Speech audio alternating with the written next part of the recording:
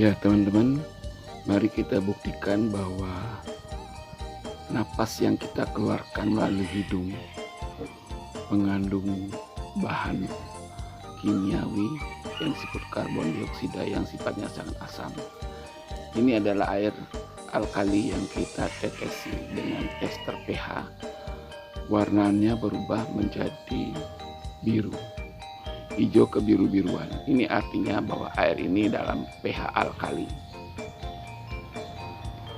Sekarang air ini kita masukin napas.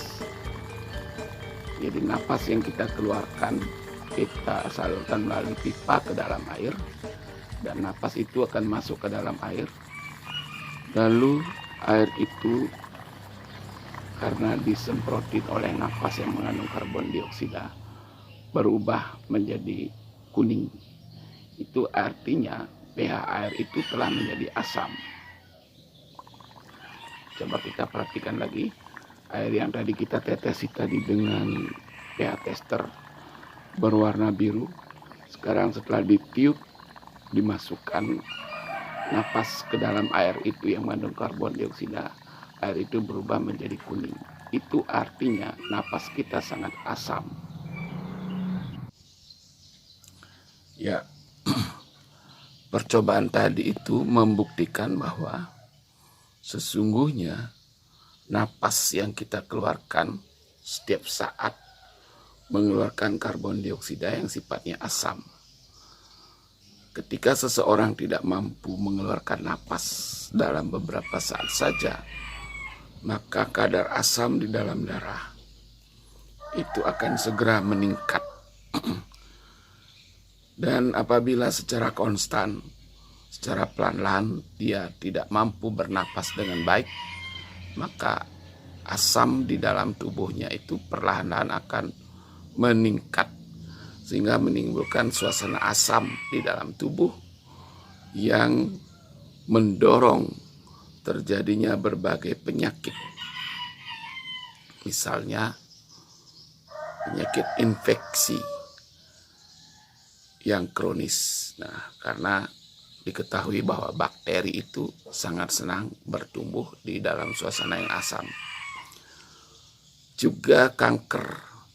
Kanker itu menurut para ahli bahwa kanker itu akan berkembang dengan pesat apabila dalam tubuh kita selalu dalam suasana asam.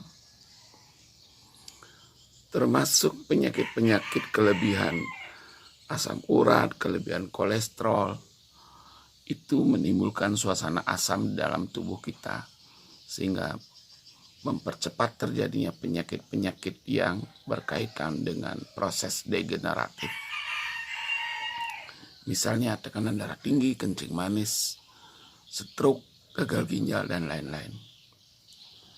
Oleh karena itu, kita harus selalu memelihara tubuh kita dalam kondisi yang stabil pH-nya. Seperti diketahui, pH dalam darah itu yang normal adalah 7,4. Artinya relatif alkali. Tubuh kita memiliki kemampuan untuk mempertahankan kealkalian daripada lingkungan tubuh kita. Misalnya dengan mekanisme buffer.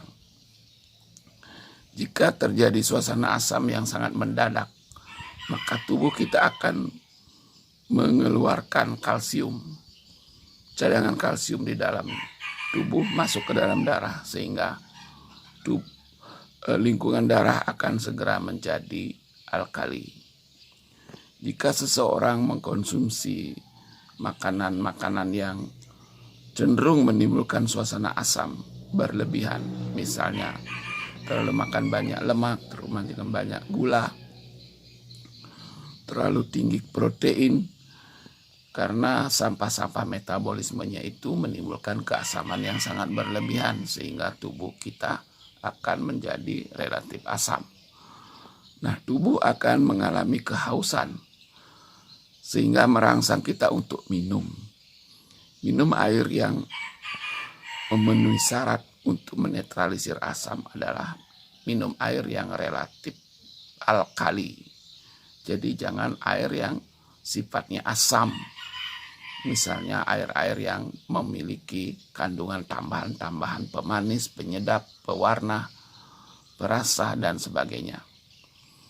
Teman-teman sekalian, untuk menjaga keasaman atau pH dalam darah kita selalu dalam keadaan alkalin, kita selalu akan bernapas dengan baik. Jika napas kita tidak bagus, maka perlahan-lahan suasana asam dalam darah kita akan meningkat, menyebabkan seseorang itu rentan mengalami sakit.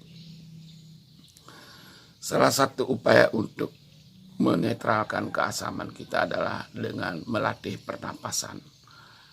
Latihan pernapasan yang baik itu akan menyebabkan orang itu menjadi lebih efisien dan efektif dalam proses metabolismenya, sehingga orang itu kelihatan lebih awet dan lebih segar.